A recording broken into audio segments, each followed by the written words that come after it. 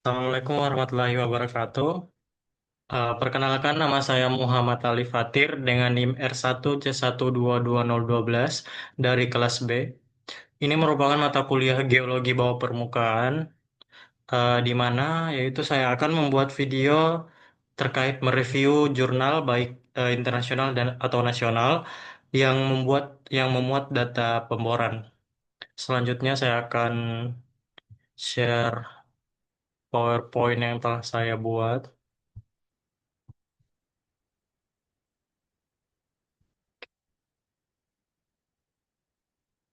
Oke, ini merupakan suatu jurnal yang saya ambil dengan judul Integration of Electrical Resistivity, Tomography and Borehole Data for Mapping Laterite Bedrock Boundaries in a Nickel Deposit PHO Block Southeast Sulawesi.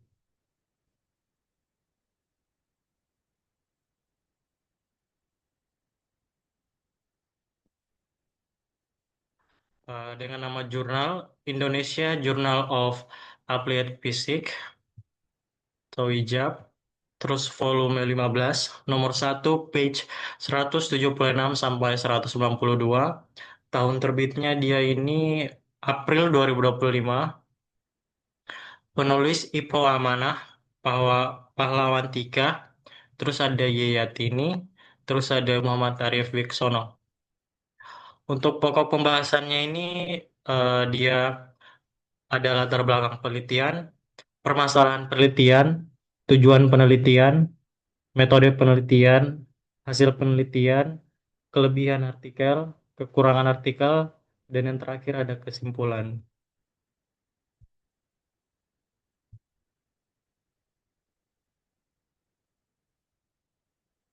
Untuk latar belakang penelitian, laterit nikel terbentuk di atas tubuh ultramafic oviolit, pemetaan batas laterit. Batuan dasar penting untuk estimasi ketebalan sumber biji limonit saprolit dan untuk perencanaan penambangan. Penulis menekankan bahwa metode geofisika, khususnya ERT, sering dipakai namun interpretasinya memerlukan validasi dengan data pemboran atau borehole untuk ukuran litologi dan kedalaman.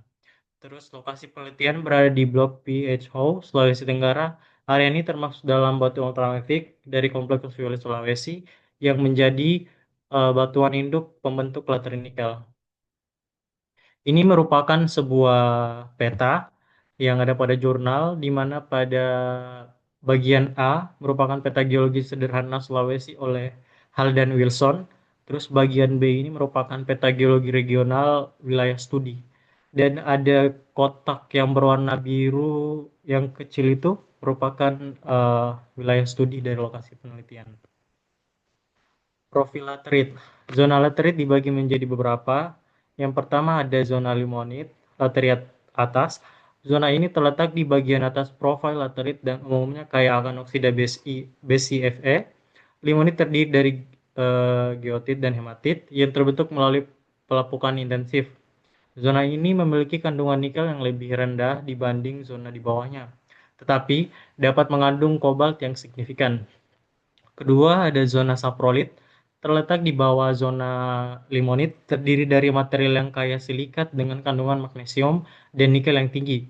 Saprolit terbentuk dari pelapukan mineral primer seperti olivin dan serpentin, tetapi tekstur asli batuan induk masih dapat dilihat. Nikel di sini biasanya terkait dengan mineral silikat seperti garnierit. Terus ada zona saprok. Zona ini merupakan transisi antara zona saprolit dan zona batuan dasar. Secara umum, saprok merupakan bagian dari saprolit tetapi masih memiliki sifat dan karakteristik batuan dasar. Zona ini merupakan bagian dari saprolit berupa batuan kasar dan bahkan bongkahan yang belum mengalami pelapukan sepenuhnya. Terus ada zona batuan induk, batuan ultrabasik yang belum mengalami pelapukan yang signifikan. Batuan induk ini biasanya terdiri dari perdotit, dunit, dan serpentin. Selanjutnya ini ada uh, suatu kolom skematis dari laterit NiCO. Untuk bagian A ini merupakan berada di daerah Indonesia, endapan Ni Kolonodale. Terus bagian B ini di daerah Filipina, endapan Ni CO Berong.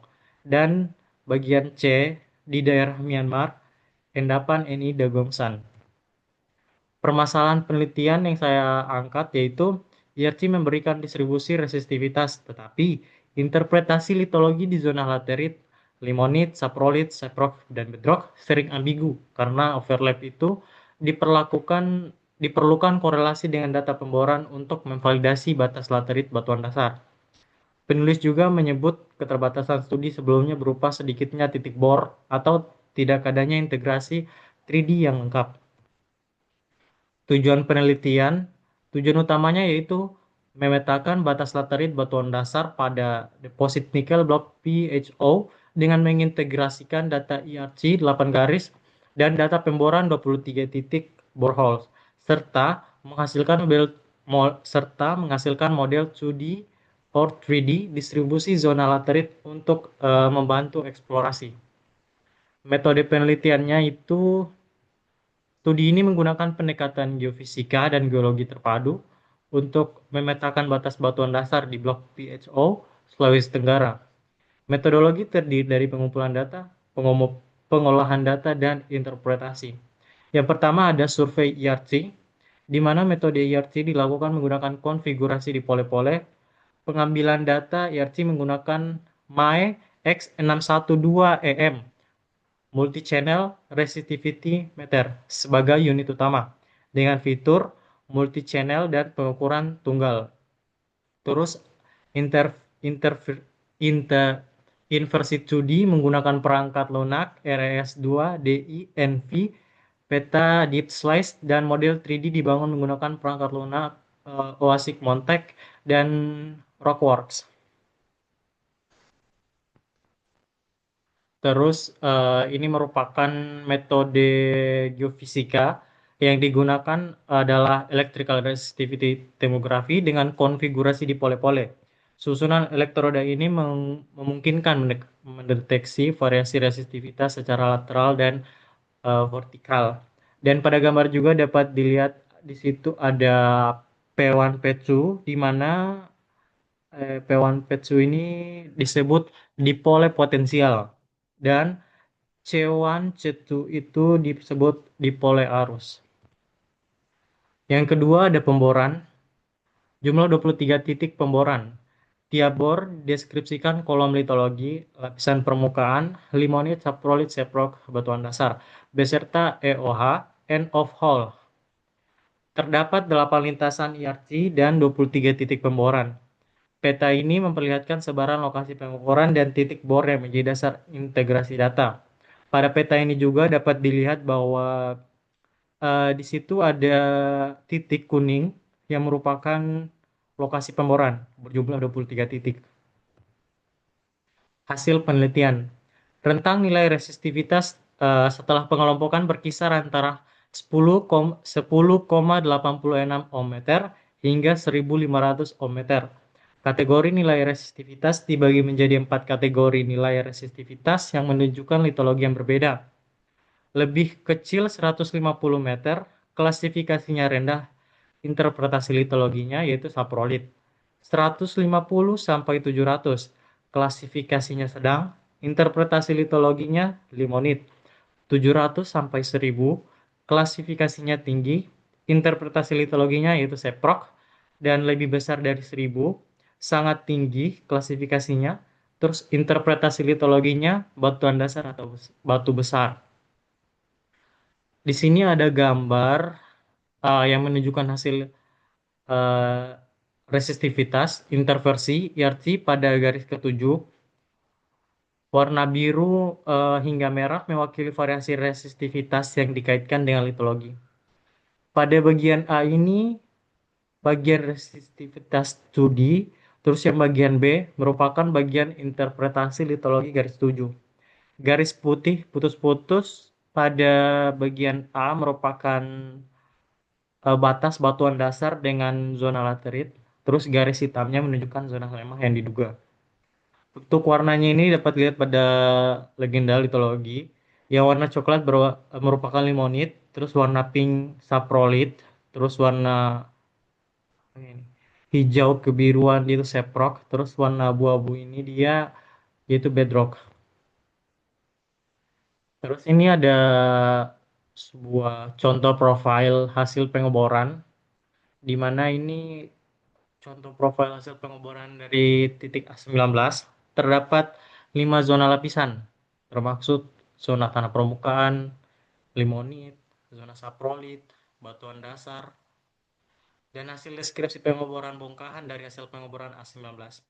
Dari hasil deskripsi pengeboran dilakukan secara makroskopis di lapangan dan mencakup kedalaman pengeboran, diklasifikasi zona dan ketebalan hingga mineral yang muncul dalam pengamatan makroskopis pada gambar ini. Hasil integrasi interpretasi IRC dan analisis hasil pengeboran menunjukkan kesamaan litologi yang terdapat berdasarkan hasil analisis pengeboran tepat di titik pengeboran A19 yang terletak di garis 7. Hasil hasil analisis menunjukkan 5 zona, yaitu tanah permukaan dengan ketebalan 2 meter, limonit dengan ketebalan 26 meter, saprolit dengan ketebalan 9 meter, bongkahan batu dengan ketebalan total 2 meter, dan batuan dasar pada kedalaman 37 meter. Dengan kedalaman total titik bor ini atau EOH-nya 40 meter. Kedalaman batas laterit bedrock dari pemboran dibandingkan dengan hasil IRT yang sebelumnya, perbedaannya hanya sekitar plus minus 1,5 meter. Di sini juga dapat dilihat pada gambar ini sebuah litologi, limonit, saprock, boulder, saprolit, bedrock, dan topsoil. Itu ada beberapa warna yang berbeda. Selanjutnya ini ada korelasi bagian resistivitas hasil inversi dari semua lintasan yang berorientasi selatan-utara, batas antara zona laterit dan batuan dasar ditunjukkan oleh garis putih putih putus-putus, terus garis hitam menunjukkan zona lemah yang diduga. Ini menunjukkan keterkaitan antara lintasan IRT satu dengan lainnya, di mana pola resistivitas memperlihatkan kontinuitas lateral dari zona laterit hingga ke batuan dasar.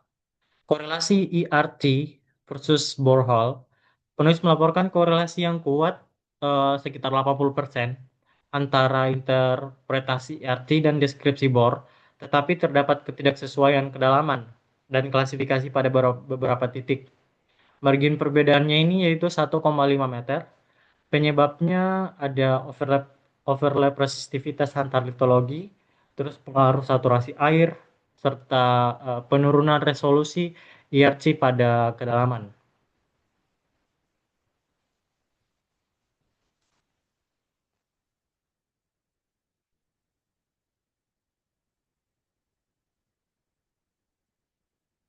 Oke, selanjutnya ada gambar. Di sini ada gambar deep slice atau potongan kedalaman.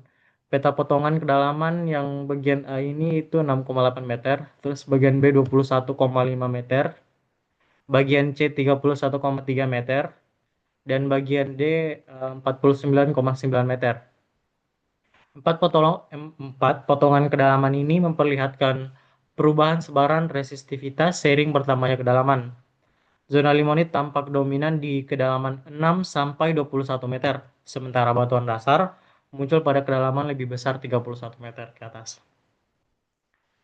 Ini merupakan model dari ketebalan hasil integrasi IRT dan data bor divisualisasikan dalam model 3D menggunakan software Rockworks. Model ini menunjukkan variasi ketebalan laterit dan posisi batuan dasar di bawah permukaan. Model 3D distribusi untuk gambar yang bagian A ini zona laterit, limonit, dan saprolit ditandai dengan warna coklat dan pink. Terus bagian B ada seprock dan batuan dasar. Dia ini berwarna hijau kebiruan dan abu-abu. Studi ini berdasarkan klasifikasi nilai resistivitas. Untuk kelebihan artikel ini ada yang pertama, integrasi data lapangan dan borehole. Kombinasi 8 garis IRT plus 23 titik bor memberikan validasi yang baik. Terus ada rincian visualisasi, penyajian profil 2D, deep slice, dan model 3D memudahkan interpretasi spasial dan cocok untuk penyajian video atau pendidikan.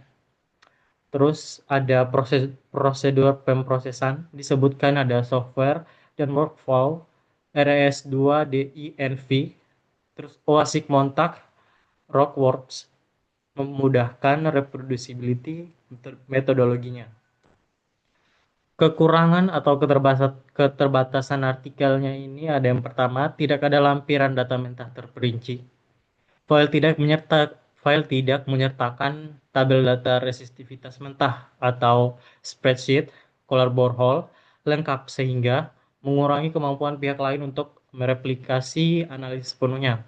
Terus kurangnya analisis statistik kuantitatif mendalam, klaim korelasi 80% dan margin plus minus 1,5 meter disampaikan, tetapi tanpa tabel statistik lengkap.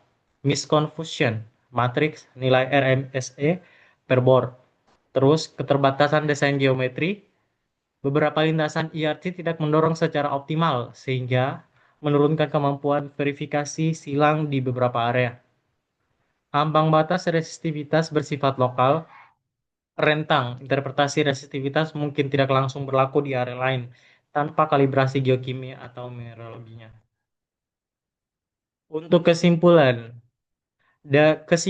dari jurnal yang telah saya angkat ini adalah hasil inversi 2D menunjukkan distribusi nilai resistivitas di blok PHO dengan rentang 10, apa ini? Wait. Dengan rentang dari 10,86 ohm meter hingga 1.500 ohm meter yang dibagi menjadi 4 zona. Berdasarkan nilai resistivitas, ada zona saprolit dengan nilai resistivitas kurang dari 150 ohm meter, zona limonit dengan nilai resistivitas 150 sampai 700 ohm meter, zona seprock atau boulder dengan nilai resistivitas 700 sampai 1000 ohm meter, dan zona batuan dasar dengan nilai resistivitas lebih besar 1000 ohm meter. Batasan antara zona endapan laterit didasarkan pada kedalaman masing-masing zona. Zona limonit memiliki ketebalan lebih dari 20 meter dan tersebar merata di seluruh blok PHO pada kedalaman dangkal hingga lebih dari 20 meter. Zona saprolit dengan ketebalan rata-rata kurang dari 20 meter, lebih tipis daripada zona limonit dan ditemukan pada kedalaman lebih dari 20 meter. Batas batuan dasar dengan zona laterit terlihat pada kedalaman 31,1 meter di beberapa area hingga kedalaman 49,9 meter secara merata, kecuali di area utara hingga tenggara yang melebihi 49,9 meter. Karakteristik distribusi zona laterit nikel di blok PHO menunjukkan dominasi zona limonit tebal di area timur laut dan selatan. Zona saprolit cukup tipis di bagian tengah dan terkonsentrasi di bagian selatan dan utara. Zona seprock dan batuan dasar lebih tebal di bagian barat laut hingga tengah wilayah. Oke, sampai di situ saja penjelasan yang saya sampaikan. Lebih dan kurangnya mohon dimaafkan apabila ada kesalahan kata, pengucapan, atau kesalahan penulisan maupun pemahaman yang telah saya buat dari review jurnal ini. Mohon dimaklumi. Yang datang yang baik datangnya dari Allah dan yang salah itu dari saya sendiri. Terima kasih. Wassalamualaikum warahmatullahi wabarakatuh. Untuk link jurnalnya ini nanti saya lampirkan di deskripsi. Oke.